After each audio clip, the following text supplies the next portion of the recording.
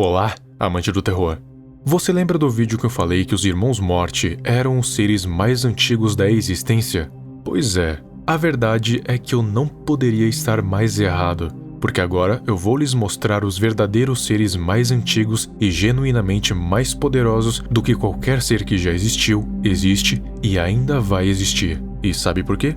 Porque eles são os autênticos criadores da criação. Na verdade, tudo o que existe hoje não passa de mera falha, mera fagulha do que já um dia foi a criação. Tudo o que nasceu da árvore da criação é só uma pequena fração do que um dia já fora criado. Cada deus, cada entidade, cada SCP, para eles, não é absolutamente nada. Estou falando de Sephiroth e Qliphoth, podendo ser conhecidos como a mais brilhante luz e a mais profunda escuridão. Isso era antes de qualquer tipo de conceito existir.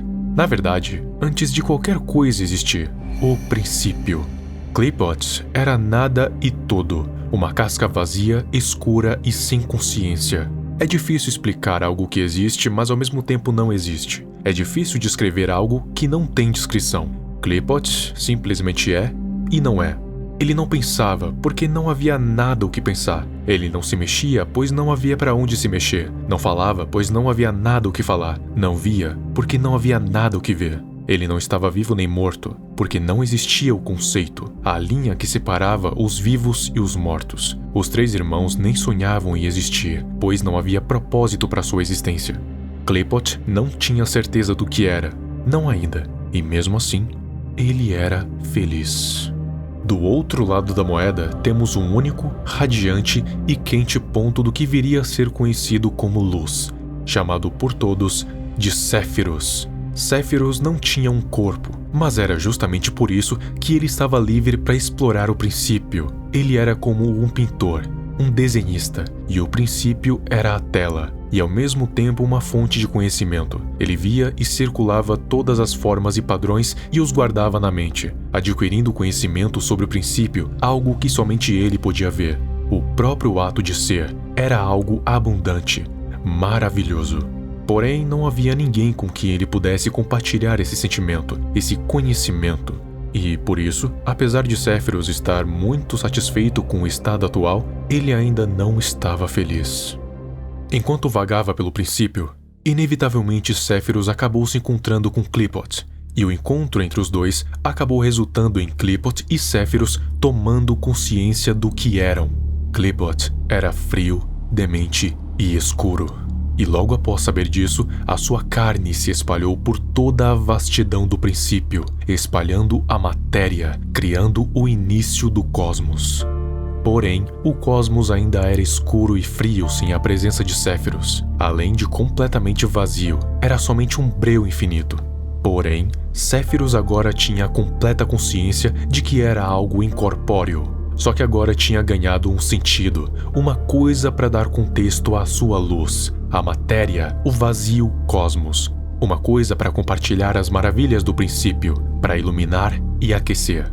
E assim, Sephiroth e Qliphoth se juntaram, e a união entre a matéria e a luz forjaram a criação. Não temos certeza do que é exatamente a criação. Pode ser tanto um ser surgido a partir de Sephiroth e Qliphoth, ou pode ser um conceito abstrato também surgido dos dois. De todo modo, a criação obteve o conhecimento de Sephiroth e a matéria de Qliphoth, e juntando os dois, tinha em mãos o poder de criar tudo. E como criou? Ela começou com uma explosão, e dessa explosão veio a criação e a separação dos conceitos, tipo luz e escuridão, rápido e lento, entre outros. Depois, ela foi para a criação dos estados da matéria, o sólido, o líquido e gasoso, fazendo a separação das ondas, das partículas, da matéria e energia e do movimento e quietude. Depois foi para os átomos, quarks, baryons e não baryons, força e resistência, e nisso o micro estava feito. Agora, tendo o micro, estava pronta para ir pro macro, e usando das propriedades básicas da matéria, ela fez os planetas e o vácuo, estrelas e singularidade, poeira e plasma, entre outros. Depois, a criação concebeu a vida e a morte, tanto vegetal quanto animal, assim demarcando os limites entre os vivos e os mortos. E depois de conceber a vida e a morte, a criação criou o individualismo, com cada ser vivo sendo algo único, demarcando a alma e mente, os sentimentos e os pensamentos. Depois de tudo, a criação pôde finalmente descansar.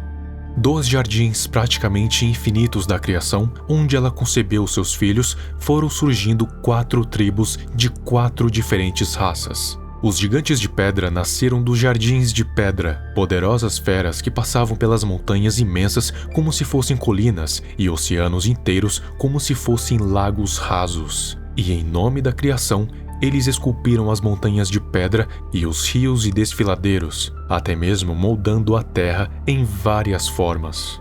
Dos jardins lamacentos surgiram os Shedin, criaturas belas e coloridas, tanto na aparência quanto na personalidade. Eles garantiam que toda a beleza da terra da criação fosse mantida. Dos jardins arenosos surgiram os anjos, seres luminosos de pura energia e matéria. Eles tinham o papel de julgar os seres que andavam e rastejavam, garantindo que eles não se desviassem do caminho da virtude da criação, e todos que não quisessem seguir, eles tinham o trabalho de os guiar de volta.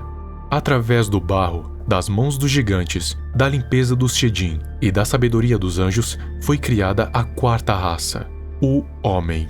O Homem era o favorito da criação. Ele foi responsável pela criação de diversas estátuas, diversos templos, diversos rituais e rezas para a reverência da criação. Ele quem entregou diversos presentes à terra, como frutos, diversas plantações, grãos e gados. Esses eram tempos de paz em toda a criação. Séfiros olhava tudo de cima, iluminando tudo. Entretanto, Qliphoth estava assustado e confuso, e todo esse medo e confusão se converteu em um profundo ódio.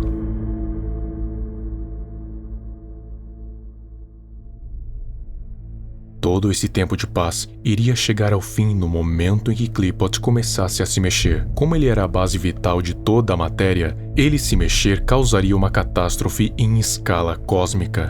Toda a matéria e até mesmo o vácuo iria se colapsar. E foi exatamente isso que aconteceu. Qliphoth acabou se mexendo, e os primeiros a sofrerem com isso foi a própria criação e os gigantes de pedra, que tiveram a sua pele rachada e um líquido muito nocivo começou a nascer em seus corpos. Logo então as gemas que fixavam as suas formas ficaram opacas e sujas. Resumindo, os gigantes ficaram loucos e cegos pela dor e tristeza. Logo então, os Shedin perderam as suas cores, tanto na aparência quanto da personalidade, se tornando seres amargos que se contorciam e com as suas convulsões desesperadas, eles afiavam as garras e os chifres, se tornando criaturas medonhas. O sofrimento do homem aconteceu de forma sutil. Logo quando Qliphoth começou a se mexer, a sociedade foi levada à amargura e medo. Os anjos tentaram reverter os desastres, mas a sua luz foi diminuindo até que se apagasse completamente e virassem apenas estátuas de vidro. Séfiros, então vendo que tudo poderia voltar ao vazio se a criação fosse despedaçada, recrutou os homens e gigantes para os guiar através da corrupção que estava sendo instaurada por Qliphoth. Séfiros preparou a criação para a batalha contra Qliphoth por 114 gerações, até que a última árvore fosse cortada para a construção das ferramentas. Assim que isso aconteceu, os Shedin, enlouquecidos, declararam guerra contra seus irmãos, fazendo parte do exército de Qliphoth. Foi uma guerra sangrenta sem um vitorioso, e no fim sobraram apenas 25 homens e 7 gigantes. Os Shedin foram todos mortos, porém ainda restava um ser, chamado de O Verme, ou The Worm, que engoliu todos os 25, só restando os gigantes. E no fim, Séfiros não viu outra opção senão despedaçar a criação, arrancando a carne e vísceras de Qliphoth, que era uma coisa que ele não queria, mas teve que fazer.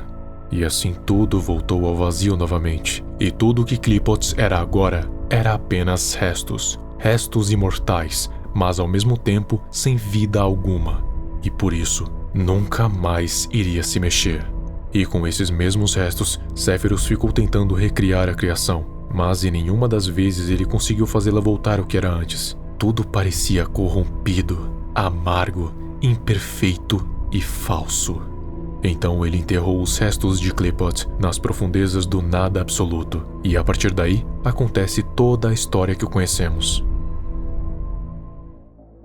Sephiroth e Qliphoth são os dois deuses primordiais que existiam antes mesmo dos Irmãos Morte existirem. Eles eram os seres mais poderosos de todo o multiverso SCP. Sephiroth é como a representação da luz, aquele quem concede a vida, aquele quem concebeu a própria criação. Qliphoth é como a representação da escuridão e, como tal, é a representação da própria matéria, do físico, a base vital de tudo o que é tocável. Sephiroth foi o único que restou depois da queda da primeira criação e da possível morte de Qliphoth, assim sendo o ser mais poderoso do multiverso, estando além de todo e qualquer conceito, já que ele existia antes mesmo dos conceitos existirem. Ele está além da narrativa do verso, observando tudo de fora.